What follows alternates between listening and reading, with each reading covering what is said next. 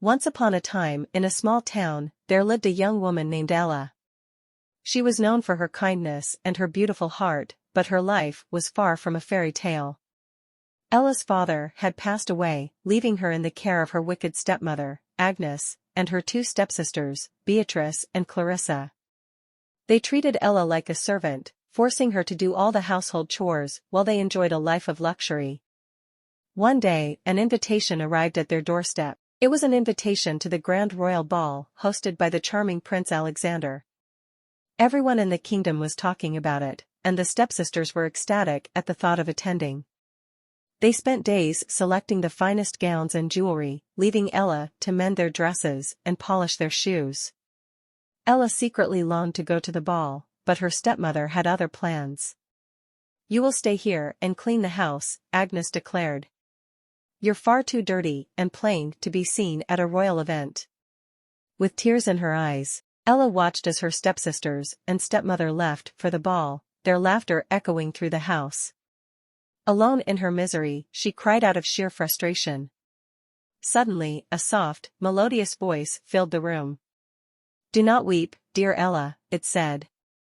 Ella looked around, bewildered. The voice seemed to be coming from nowhere and everywhere at once. As the voice grew clearer, it revealed itself to be a shimmering fairy godmother who appeared before Ella in a swirl of magic. "I have heard your cries, my dear, and I am here to help you," the fairy godmother said, her eyes sparkling with kindness. Ella's eyes widened in amazement as her drab rags transformed into a breathtaking gown of shimmering blue silk, and her worn-out shoes turned into delicate glass slippers. With a wave of her wand, the fairy godmother conjured a beautiful carriage, complete with horses and a coachman.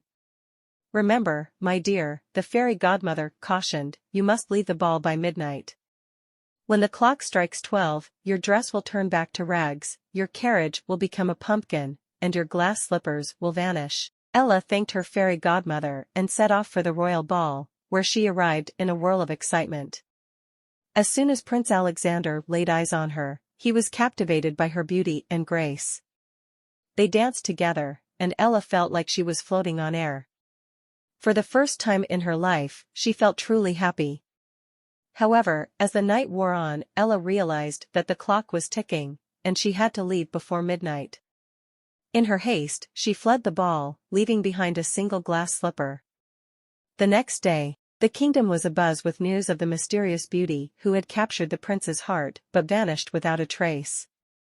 Prince Alexander was determined to find the owner of the glass slipper and declared that he would marry the woman it fit. Ella's stepsisters, who had returned from the ball, were eager to claim the prince's hand, but when they tried on the slipper, it was too small for them. Desperate to find the mysterious beauty, Prince Alexander arrived at Ella's home. Her stepsisters tried to squeeze their feet into the slipper, but it was clear that neither of them was the one he sought. Just as the prince was about to leave, Ella stepped forward, her heart pounding with fear and hope.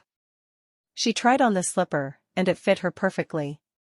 Prince Alexander recognized her instantly as the enchanting woman he had danced with at the ball.